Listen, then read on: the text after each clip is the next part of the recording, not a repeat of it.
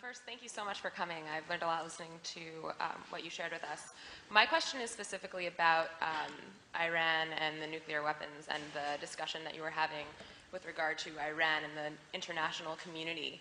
I definitely understand the idea of a country obtaining a nuclear weapon or developing one themselves out of a form of protection or to be on the same, I guess, international status as other countries who are considered superpowers or on the same level as a superpower because they themselves have nuclear weapons.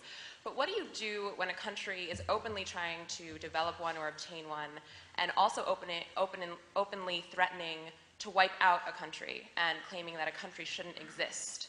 I mean, those are two really big issues that we're dealing with, and I didn't really think you addressed that, and I was curious what you had to say. Well, what do you do about countries that already develop nuclear weapons outside the framework of the Non-Proliferation Treaty and are daily violating resolutions of the Security Council and the International Atomic Energy Agency? I mean, that's the much more serious problem.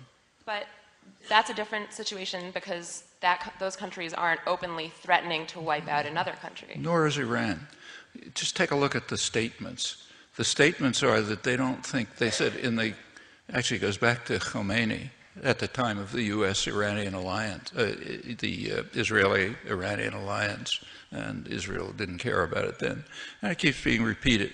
The statement is that, you know, in the course of time, Israel should no longer exist. Well, actually, I happen to agree with that too. In fact, so do a lot of people in Israel, the ones who think there should be a single democratic state. That's not calling for wiping anyone out. In fact, Iran has supported the international consensus on the two-state settlement. Actually, there are two countries that are not only calling for some nation not to exist, but are destroying it, namely the U.S. and Israel. That's their position with regard to the Palestinians. And they're not just saying it. You know?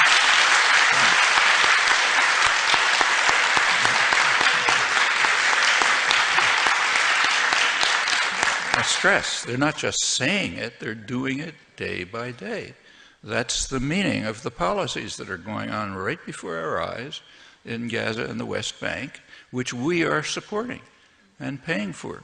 So sure, you shouldn't call for the destruction of another nation, and you shouldn't implement that.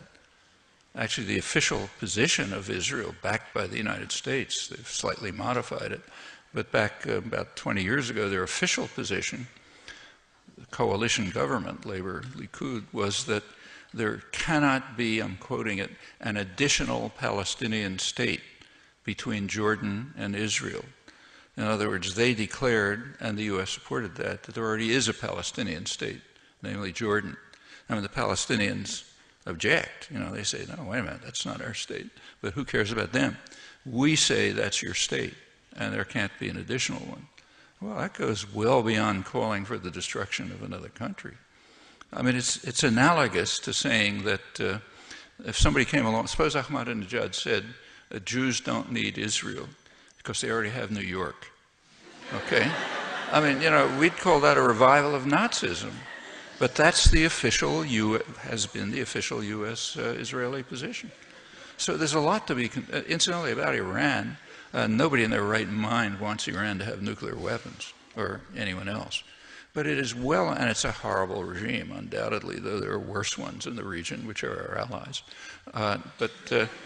Everyone, and I'm not referring to Israel, I'm referring to the other Arab states. I mean, in comparison with Saudi Arabia, Iran looks like a civil rights paradise.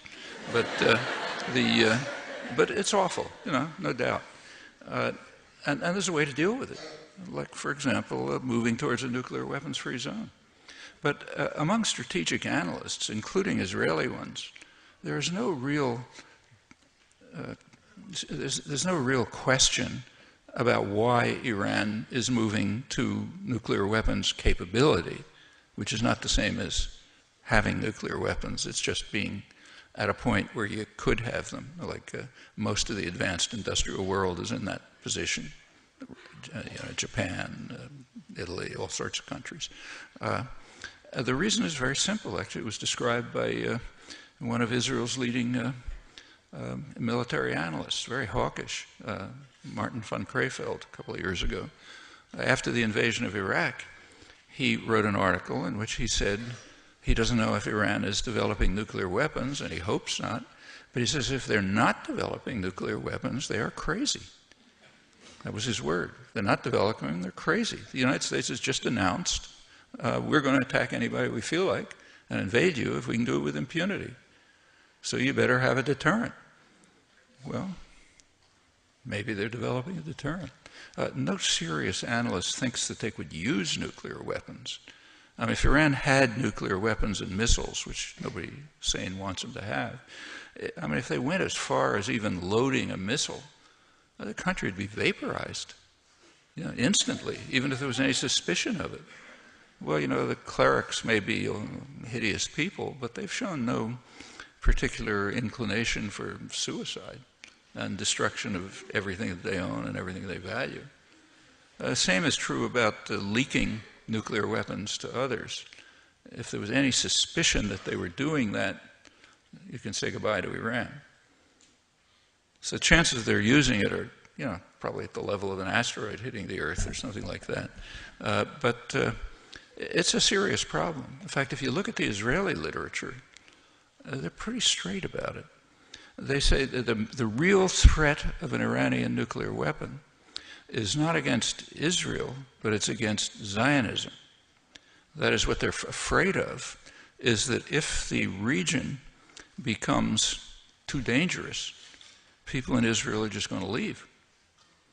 People who have the capacity to, more educated, wealthier, and so on, because they won't want to live in a region with that threat. And in fact, emigration is a pretty serious problem.